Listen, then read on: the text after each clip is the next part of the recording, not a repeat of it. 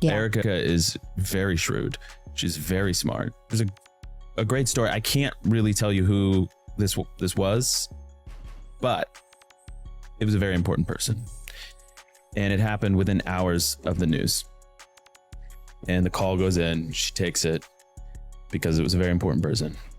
And the question was to her, okay, so this is a starting point. Like, what do you know?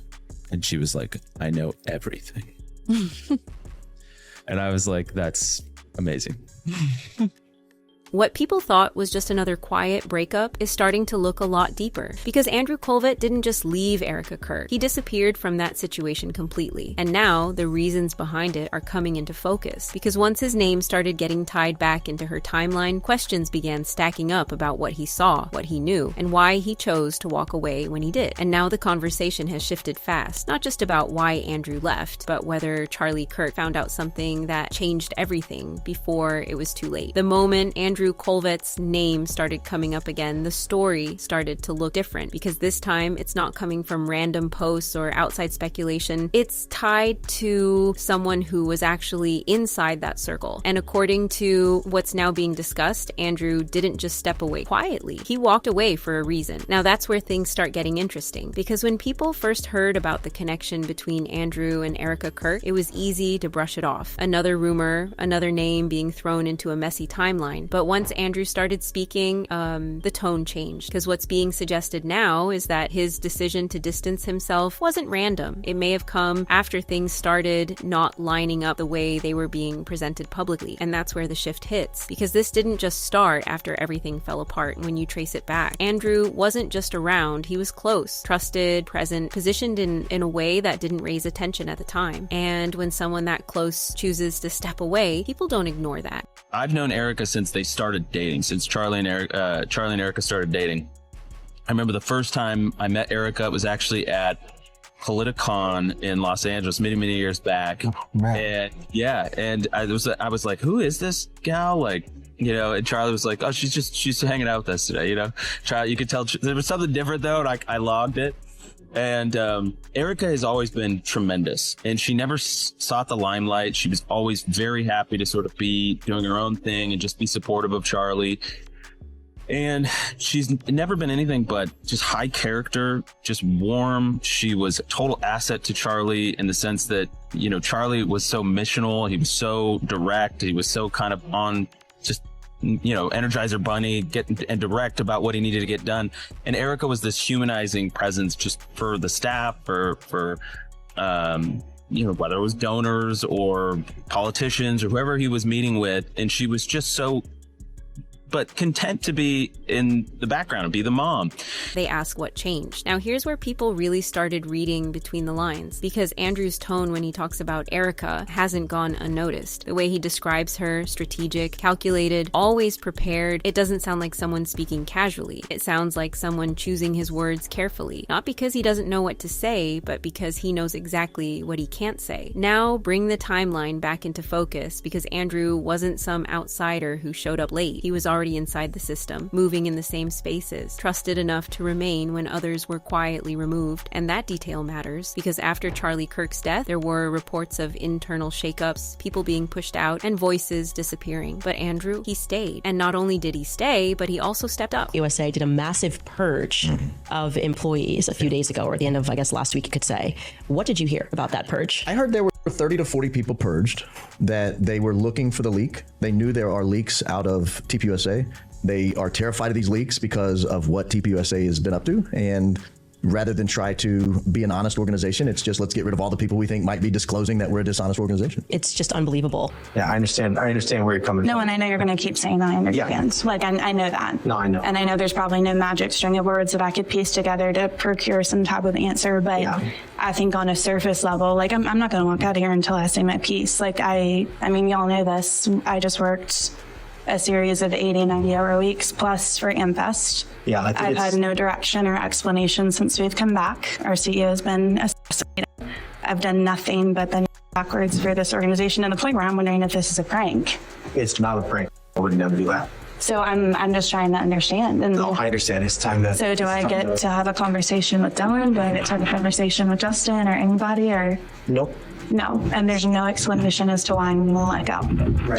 Right now, we'll leave it all. And you're gonna keep saying a different direction, but I'm trying to understand how I've met multiple times with my. Well, you're going a different direction with the team, and I have to ask you to leave now. You have to ask me to leave property? Yes, Due to what, Frank? because we're asking you to leave because you've been terminated and we're not. But there's no explanation or documentation for this. I've never had one bad review from Dylan. I've never had one issue with the company. I've never done anything unethical. And so I'm sitting here understanding why my entire livelihood is being completely tossed out. I mean, I sat in this chair. You're gonna do great things. No, and I I plan don't to. think your livelihood's being tossed out. I think you're very successful. Well, my paycheck every other week is being tossed out, Frank, with absolutely no warning whatsoever. I understand. But at this time, it's time for you to. It's time for me to go. Why? Like this is the treatment that Turning Point is offering now. It's time to go. Frank, this is crazy. No, I understand where you're coming from. I don't think you do. This feels very heartless. This feels without emotion. I do understand where you're coming from. This feels completely without emotion. Closer to Erika, more visible, more involved, and that's when people started noticing something else, the energy between them, because it didn't feel like two people navigating loss for the first time. It felt familiar and comfortable in a way that made people pause, because when people started lining up movements, appearances, and moments, small inconsistencies began to stand out. Nothing major on its own, but together, they started to feel connected, and that's where Andrew's decision starts to look different, because now it doesn't feel like distance, but a decision to step back at a very specific moment. Now, layer this with everything else people had already been questioning, because this isn't the first time Erika's story has come under backlash. There's already a pattern people have pointed out. Past relationships that were once public, then later minimized or denied. Old footage shows a completely different lifestyle from the one she later described. Reality TV appearances, social settings, timelines that don't fully align. Then there's her pageantry timeline. Really handsome. You look gorgeous. Are you fixing I got a little bacon. Babe, that's deep in there. Give them cleavage. People want cleavage. Showcase it. Sex sells, babe. Sex sells. That's me. That's against our religion. It's not. It's within the confines of marriage. I think I always had that girly girl hidden within me. After being such a tomboy and experiencing that my whole life, it was like, oh, I can curl my hair, I can put on the mascara. I come from a great family that has very amazing genetics, so thanks, Mom and Dad. Understand how to be a biblical woman in society. I think it was Elizabeth Elliot that said, being a woman does not make me a better Christian or a certain Christian, but being a Christian makes me a very different woman.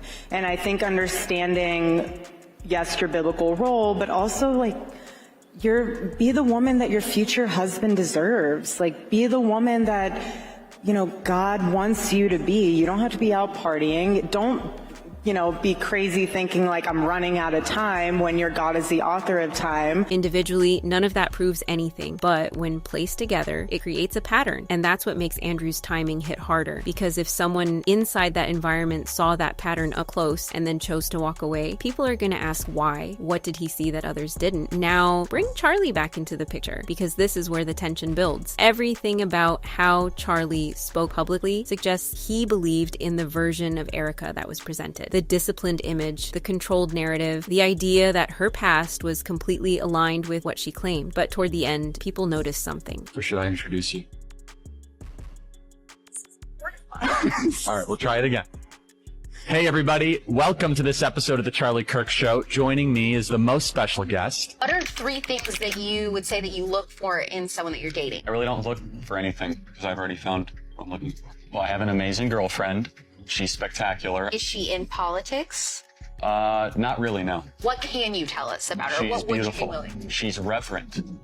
She's a reverend. I didn't know She's reverent. Oh. I was like, wait, this is new. I don't know if we'll want to keep that or not. Oh, you better keep it. You better keep it. Okay, she's reverent. So what's an example? What do you mean? She's prayerful. She believes in God. She's a great person. She believes in other people. She always thinks of other people before herself. She's very fun.